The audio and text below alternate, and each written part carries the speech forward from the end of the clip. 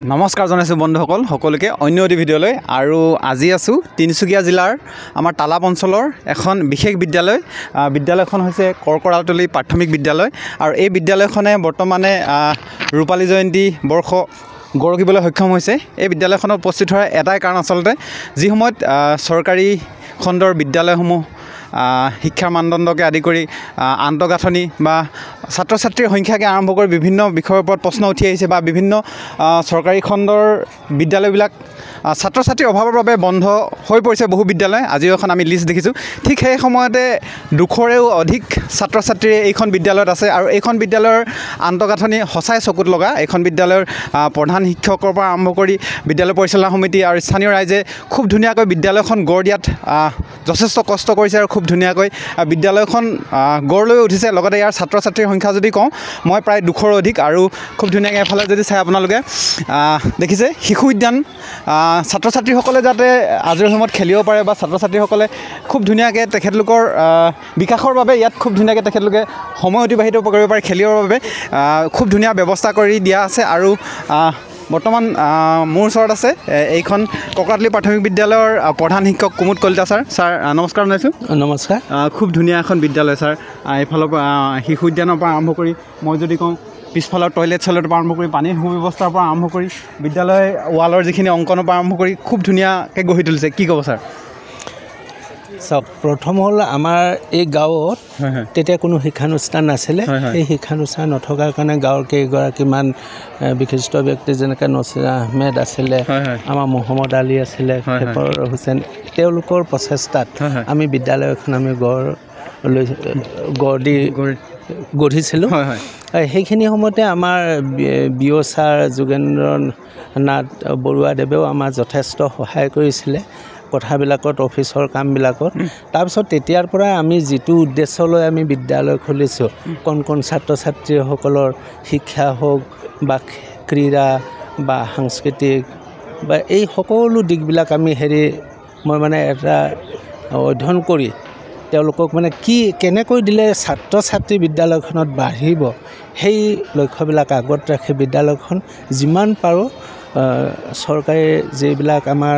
আন্তঃগাঁথনি আহে বা কিবা আহে সেই টকাখিনিৰ উপৰি আমি নিজাববীয়াকৈ মই যথেষ্টখিনি টকা ইয়াত ব্যয় কৰোঁ। গতিকে তেনেকৈ আমাৰ স্কুলখন এতিয়া সকলোৱে ভাল বুলি কৈছে, কোৱাৰ কাৰণে ভাল লাগিছে আৰু খুব আশা কৰিছোঁ আমাৰ ল'ৰা ছোৱালী বাঢ়িব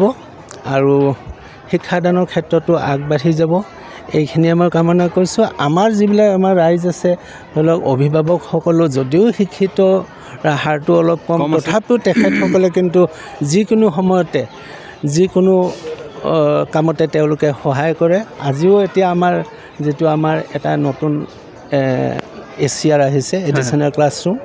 এইটো উদ্বোধন হ'ব। আমাৰ জিলা প্ৰাথমিক শিক্ষা বিষয়া বাইদেউক আমি নিমন্ত্ৰণ কৰিছোঁ, তেখেতে আহি পাব এতিয়া। আৰু এইখিনিতো আমাৰ যথেষ্ট আমাৰ বিদ্যালয়ৰ সভাপতি আছে, সভাপতি প্ৰতিটো ক্ষেত্ৰতেই খুব ধুনীয়াকৈ সহায় সহযোগিতা আগবঢ়ায়, খুব ধুনীয়াকৈ। আৰু ছাৰ বৰ্তমান ছাত্ৰ ছাত্ৰীৰ সংখ্যা কিমান আছে? ছাত্ৰ ছাত্ৰীৰ সংখ্যা এতিয়া আমাৰ 209 জন আছে। 209 আছে। চাওক, যিটো সময়ত চৰকাৰী খণ্ডৰ বিদ্যালয়বোৰ ছাত্ৰ ছাত্ৰীৰ অভাৱত বন্ধ হৈ গৈছে, ঠিক সেই সময়তে অসমীয়া মাধ্যমৰ এখন প্ৰাথমিক বিদ্যালয় 200ৰো অধিক ছাত্ৰ ছাত্ৰী ইতিমধ্যে আছে। ছাত্ৰ ছাত্ৰী ইতিমধ্যে শিক্ষা গ্ৰহণ কৰি আছে, পাঠদান কৰি আছে শিক্ষক শিক্ষয়িত্ৰীসকলে। গতিকে ক্লাছৰুমৰ ভিতৰলৈ নাযাম, কিন্তু তথাপিও কওঁ যে খুব এটা তেখেতে প্ৰচেষ্টা অব্যাহত ৰাখিছে কাৰণে আচলতে ইমান ধুনীয়া ছাত্ৰ ছাত্ৰীবিলাক ইয়ালৈ আহিছে। আশে পাশেতো বহু বেচৰকাৰী শিক্ষানুষ্ঠান আছে, তাত নোযোৱাকৈ এইখন আপোনাৰ বিদ্যালয়খনকে বাছি লৈছে। হয়, অভিভাৱকসকলে নিশ্চয় বুজি পাইছে যে শিক্ষাৰ মানদণ্ড যথেষ্ট ভাল অন্য বিদ্যালয়কে, নহয় জানো ছাৰ? ইতিমধ্যে আমি যোৱা 5বাৰ গুণোৎসৱত আমি 4বাৰে প্লাছ পাবলৈ সক্ষম হৈছে আৰু এবাৰ আমি পাইছোঁ। আৰু যদি কওঁ মই ছাৰ, এইখিনি খুব সম্ভৱ চৰকাৰে যিমানখিনি পইচা দিয়ে, মই বেলেগ এখন প্ৰাথমিক বিদ্যালয়ত ইমান এনেকুৱা ধৰণৰ ধৰক ছাত্ৰ ছাত্ৰীৰ খেলা ইমানখিনি দেখা নাই। অকণমানকৈ দেখিছোঁ বাৰু। কিমান এইখিনি প্ৰচেষ্টা ধৰক ৰাইজৰ সহযোগত কৰিছে নেকি বাৰু? এইখিনি প্ৰচেষ্টাৰ আমাৰ এটা আছে। আমাৰ প্ৰতি বছৰে আমাৰ স্পৰ্টছ গ্ৰাণ্টৰ কাৰণে 5,000 টকা আহে। আজি আগত অহা নাছিলে, যেতিয়াৰ পৰা আহিছে আমি প্ৰতি বছৰে আমি খেলৰ সামগ্ৰীবিলাক আমি লৈছোঁ। এতিয়া আমাৰ বহুত খেলৰ সামগ্ৰী হৈছে হোৱাৰ কাৰণে মই ভাবিছিলোঁ যে আমি SMCৰ লগত আমি আলোচনা কৰি ময়ে বিশেষকৈ কৈছিলোঁ যে এটা কাম কৰোঁ আমি স্থায়ীভাৱে কৰোঁ স্থায়ীভাৱে কৰি যোৱা বছৰ আমি 23 চনত এইটো আমি 2খন ঝুলনা বনাইছোঁ আৰু এই বছৰ আমি গুণোৎসৱৰ যেটো আমি 25000 টকা পাইছিলোঁ সেই 25000 টকা স্লাইডাৰ 2খন বনাইছে দুখনতো 29000 টকা খৰচ হৈছে 25000 তেনেকৈ অতিৰিক্তভাৱে কিছু মই খৰচ কৰোঁ হয় কথাটো ছাৰে মানে কি যেটো চৰকাৰী পইচা আহে তাৰ পৰা যিখিনি পইচা মানে এই প্ৰকল্পটো সম্ভৱ নহয় যেন লাগে তাতকৈ নিজৰ পইচা লৈ আৰু অলপ ভালকৈ আৰু অলপ বেছিকৈ কামটো কৰি খুব ধুনীয়াকৈ সুন্দৰভাৱে কৰিছে সেইটো কাৰণে আচলতে আজি ইমান ধুনীয়াকৈ গঢ় লৈছে বিদ্যালয়খন আৰু ইয়াৰ যদি আন্তঃগাঁথনি ক'বলৈ যাওঁ পিছফালেও খুব ধুনীয়াকৈ ল'ৰাৰ ছোৱালীৰ টয়লেটৰ ব্যৱস্থা খুব ধুনীয়াকৈ ভাগকৈ আছে 24 ঘণ্টা ৰানিং ৱাটাৰ পানীৰ সুব্যৱস্থা কিটচেনটো খুব ধুনীয়া ছাৰ আজিৰ যিটো উদ্বোধন হ'ব বুলি ক'লে আপুনি এইটো চৰকাৰী ফাণ্ডে হওঁতে হয় কিহৰ এইটো চৰকাৰে আমাৰ যেতিয়া ল'ৰা ছোৱালীৰ সংখ্যা যেতিয়া বাঢ়ি গৈছে তেতিয়া আমাৰ ডিপাৰ্টমেণ্টে এইটো এটা ক্লাছৰুম এডিশ্যনেল ক্লাছৰুম হিচাপত দিছে আৰু ইতিমধ্যে সেই ৰুমটো আমাৰ সম্পূৰ্ণ হ'ল আৰু আজি উদ্বোধন হ'ব হয় এই ৰুমটো আচলতে অকণমান মই দেখুৱাব চেষ্টা কৰোঁ খুব ধুনীয়াকৈ টিংপাতখিনি যদি চাওঁ খুব দামী ডাইনাৰ ওপৰত টিংপাত লগাইছে দেখিছে আৰু খুব ধুনীয়াকৈ ধুনীয়াকৈ এফালে ঢলা শদিয়া যিখন ব্ৰিজ ব্ৰহ্মপুত্ৰ এখন খুব ধুনীয়াকৈ অংকন কৰিছে কাৰণ কথাটো এটাই যে ছাত্ৰ ছাত্ৰীসকলে যাতে বিদ্যালয়খনৰ প্ৰতি বিদ্যালয়খন আহিবলৈ মানে ধৰক আগ্ৰহী হয় বিভিন্ন আৰু লগতে আমাৰ যদিও আমি এতিয়া দলংখন দেখাটো ভাল হ'ব ছাত্ৰ ছাত্ৰী অভিভাৱক বা ৰাইজৰো ভাল লাগিব আৰু লগতে সেইটো আমাৰ এটা TLMৰ কাম কৰিব হয় আৰু যদি কওঁ মই খুব ধুনীয়াকৈ বিদ্যালয়খনৰ বাহিৰত দেখিছে আপোনালোকে ইতিমধ্যে খুব ধুনীয়াকৈ অংকন আছে চাৰিওফালে আৰু ইমান ডাঙৰ এখন নাম ফলকৰ পৰা আদি কৰি শ্বহীদ বেদীৰ পৰা আদি কৰি আৰু গোটেই বিদ্যালয়খন যদি চাওঁ ব্যক্তিগত খণ্ডৰ বিদ্যালয়বিলাকে বহু সময়ত মানে এনেকুৱা ধৰণৰ এটা প্ৰক্ৰিয়া লয় যাতে ছাত্ৰ ছাত্ৰীসকলে আহে আৰু এইফালে চাইকেল ষ্টেণ্ডো প্ৰস্তুত কৰি আছে এতিয়ালৈকে ধৰক হেৰি হোৱাকৈ নাই সম্পূৰ্ণ হোৱাকৈ নাই কিন্তু বনাই আছে আৰু যদি কওঁ যদি নতুনকৈ যিটো আজি উদ্বোধন হ'বলগীয়া ঘৰটো যদি বনাইছে খুব ধুনীয়াকৈ ৰং মন সফুৰা চাওকচোন বা খুব ধুনীয়া ছাৰ এইফালে ৰামধেনু ছাৰ ৰামধেনু 1 2 3 ABCD পৰা আৰম্ভ কৰি এইফালে ছানডে মনডে টিউজডে উইডনেছডে ফুটবলৰ পৰা আৰম্ভ কৰি আৰু এইফালে খুব ধুনীয়া পৰিৱেশত মানে মই যদি কওঁ যে ফেন আনি থৈছে এতিয়ালৈকে লগোৱা নাই আৰু খুব ধুনীয়াকৈ এইবিলাক সজাই থৈছে মই যদি কওঁ যে এখন প্ৰাথমিক বিদ্যালয়ৰ যিখিনি বস্তু লাগে শিশুসকলক আকৰ্ষণ কৰিবৰ বাবে এয়া ছায়েন্সৰ বস্তুৰ পৰা আৰম্ভ কৰি যদি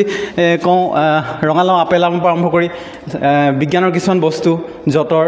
এইখিনি ছাৰ সকলো TLM হয় না সৰু ল'ৰা ছোৱালী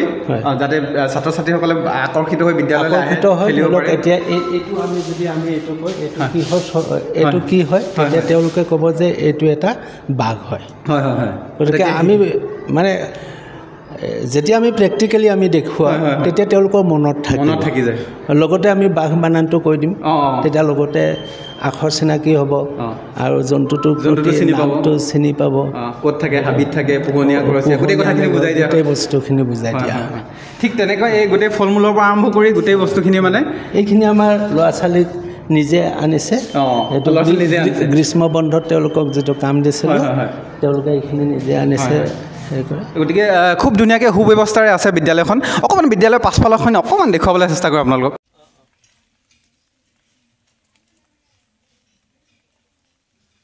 এফালে যদি চাওঁ এফালে যোৱা মেহগনি গছ আৰু অন্যান্য ঔষধি গছো আছে এফালে লাও লমালমে লাগি আছে এইফালে দেখিছে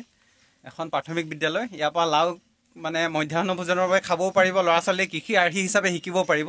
খুব ধুনীয়াকৈ এনেকুৱা ধৰণৰ ব্যৱস্থা কিন্তু দেখা নাই অন্য বিদ্যালয়ত আমাৰ বিদ্যালয়ত সাধাৰণতে মধ্যাহ্ন ভোজন হয় গতিকে মধ্যাহ্ন ভোজন যেতিয়া হয় তাৰপিছত আমাৰ দুটা দমকলত যথেষ্টখিনি মানে ভিৰ হয় কাৰণ ছাত্ৰ ছাত্ৰী বেছি আছে সেইকাৰণে মই গৈ আমাৰ উমাশংকৰ মিশ্ৰক অনুৰোধ জনালোঁ এটা টেপ ডনেট কৰিবলৈ তেতিয়া তেখেতৰ পিতৃ মাধৱ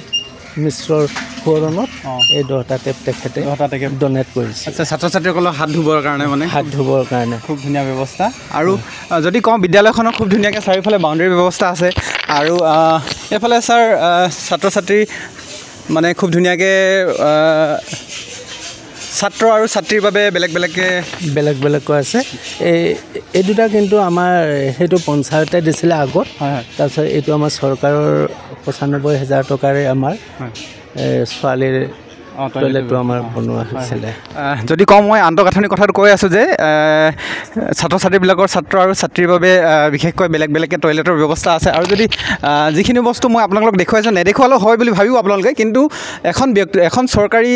বিদ্যালয় যে কিদৰে গঢ়ি তুলিব পাৰি তাৰে এটা নিদৰ্শনস্বৰূপে ছাৰে খুব ধুনীয়াকৈ প্ৰচেষ্টা অব্যাহত ৰাখিছে সেইটো কাৰণে দেখুৱাব চেষ্টা কৰিছে আচলতে এইফালে এনেকুৱা ধৰণৰ যিটো আমাৰ ছাত্ৰসকলৰ বয়জৰ যিটো প্ৰস্ৰাৱগাৰৰ ব্যৱস্থা এনেধৰণৰ ব্যৱস্থা কিন্তু অন্য এখন চৰকাৰী প্ৰাথমিক বিদ্যালয়ত আজিলৈকে দেখা নাই ছাৰ খুব ধুনীয়াকৈ বস্তুবিলাক বনাইছে এইটো তাৰমানে মোৰ ইমান বছৰে যিহেতু কৰিলোঁ আগত মই 10 বছৰ দৰমহা নোপোৱাকৈ কৰিছিলোঁ তাৰপিছৰ পৰা দৰমহা পালোঁ দৰমহা পোৱাৰ পিছত এতিয়া মোৰ অহা 31 ডিচেম্বৰত মোৰ অৱসৰ গ্ৰহণ কৰিম তো মই ভাবিলোঁ ল'ৰা ছোৱালীখিনিৰ কাৰণে অন্তত কিবা এটা কৰি থৈ যাওঁ পেচাব কৰা তেওঁলোকে য'তে ত'তে কৰে গতিকে মই সেইটো ভাবি এইখিনি মই নিজাববীয়াকৈ কৰিছোঁ নিজাববীয়াকৈ কৈছে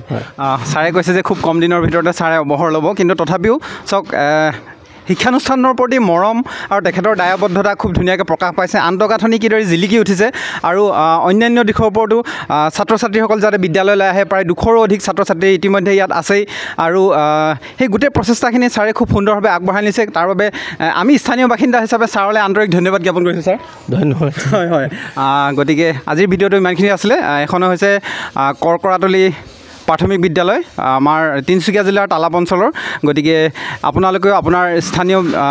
যি প্ৰাথমিক বিদ্যালয় আছে গোটেই ৰাইজে সহযোগ কৰক খুব ধুনীয়া জাকত জিলিকা কৰক নিশ্চয় আপোনাৰ শৈক্ষিক ব্যৱস্থাটোৰ উন্নতি হ'ব আৰু ছাত্ৰ ছাত্ৰীসকলেও তাত পঢ়াৰ খুব ধুনীয়া সুব্যৱস্থা পাব গতিকে আজিৰ ভিডিঅ'টো ইমানখিনি আছিলে সকলোকে ভিডিঅ'টো চোৱাৰ বাবে আন্তৰিক ধন্যবাদ জ্ঞাপন কৰিছোঁ আৰু ছাৰক সময়কণ দিয়াৰ বাবে আন্তৰিক ধন্যবাদ জ্ঞাপন কৰিছোঁ ছাৰ ধন্যবাদ আৰু তুমি এই বিদ্যালয়লৈ আহি এইখিনি আমাৰ কৰি দিয়া ভিডিঅ' এটা কৰাৰ বাবে ধন্যবাদ জনাইছোঁ নাই ছাৰ এইখিনিতো আমাৰ দায়িত্বই গতিকে ধন্যবাদ ছাৰ ধন্যবাদ ছাৰ